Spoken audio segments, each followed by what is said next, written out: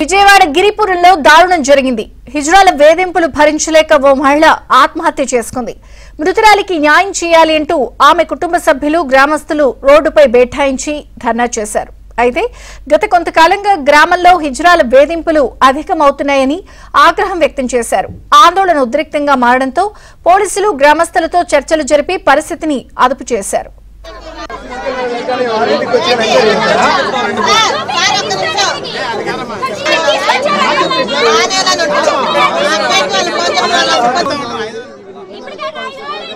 నా పేరు పూర్ణిమ.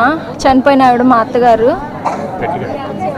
అయితే వాళ్ళ కొడుకు ఒక అమ్మాయిని ప్రేమించిన కారణంగా ఆ అమ్మాయి తరపు వాళ్ళు మంచిగా పిలిచి మాట్లాడదామని వాళ్ళకి పిలిచినప్పుడు వీళ్ళు తల్లి కొడుకులు ఇద్దరు వెళ్ళి వచ్చారు. అక్కడ వాళ్ళకి ఏదో చిన్న గొడవ అయిందంట. ఇంటికి వచ్చేసరికి ముగ్గురు హిజ్రాలు వచ్చి బయట మా మామయ్యని వాళ్ళ పెద్ద కొడుకుని ఇద్దరిని చెప్పులు తీసుకొని వాళ్ళని తలల మీద కొట్టి వాళ్ళ ఇంటి మీద రాళ్ళు ఇసిరేసి చాలా దాడి చేశారు. అక్కడతో వదిలేయకుండా ఇంట్లో ఉన్న వాళ్ళని ఆ గోపి అనే అతన్ని పోలీసులు వచ్చి తీసుకెళ్లారు. గోపిని తీసుకెళ్ళాక తల్లిదండ్రులుగా వాళ్ళిద్దరూ కొడుకు కోసం పోలీస్ స్టేషన్కి వెళ్తుంటే రోడ్డు మీదకి వచ్చారు. వీళ్ళు ఆటో ఎక్కుదామని అనుకునే లోపే ఆ హిజ్రాలు ఒక్కసారిగా 12 నుంచి 15 మంది వచ్చి ఆమెని ఫుట్బాల్ ఆడినట్టు ఆడేశారు. బట్టలు చించేశారు. ఒక ఆడామయ్య బట్టలు చించేశారు.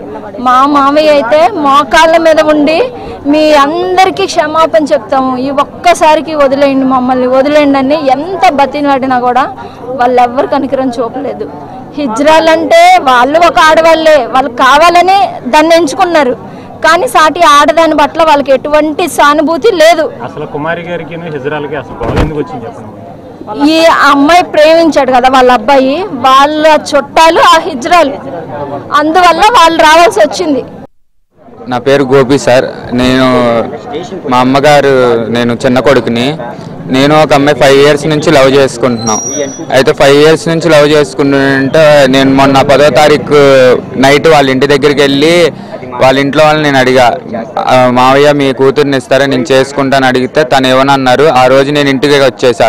దాని పొద్దున్నే వాళ్ళ ఇంట్లో వాళ్ళు ఫోన్ చేసి ఇలా బిషప్ కాలేజీలోకి రండి, నేను మీతో మాట్లాడాలని వాళ్ళ పెద్ద మావయ్య వాళ్ళ చిన్న మావయ్య చేస్తే వెళ్ళి మాట్లాడిన తర్వాత అక్కడ మాకు కొద్దిగా తోపులాట్లు అయ్యి ఒక దెబ్బలు అనేది తగిలింది. అయితే మేము ఇంటికి వచ్చేసేసాం. వాళ్ళు అలాగే అరుచుకొని చేసుకుంటారులే, ఎప్పుడు అలాగే ఉండిద్ది, వాళ్ళు తిట్టుకొని వదిలేస్తారని మేము అనుకున్నాం. ఈ లోపల ఒక ఇజ్రావాల్ అనేది ముగ్గురు వచ్చి ఇంటి దగ్గర నాన్నని అన్నయ్యని చెప్పులతో చప్పట్లు కొడుతూ ఎలా పడితే అలా మాట్లాడుతూ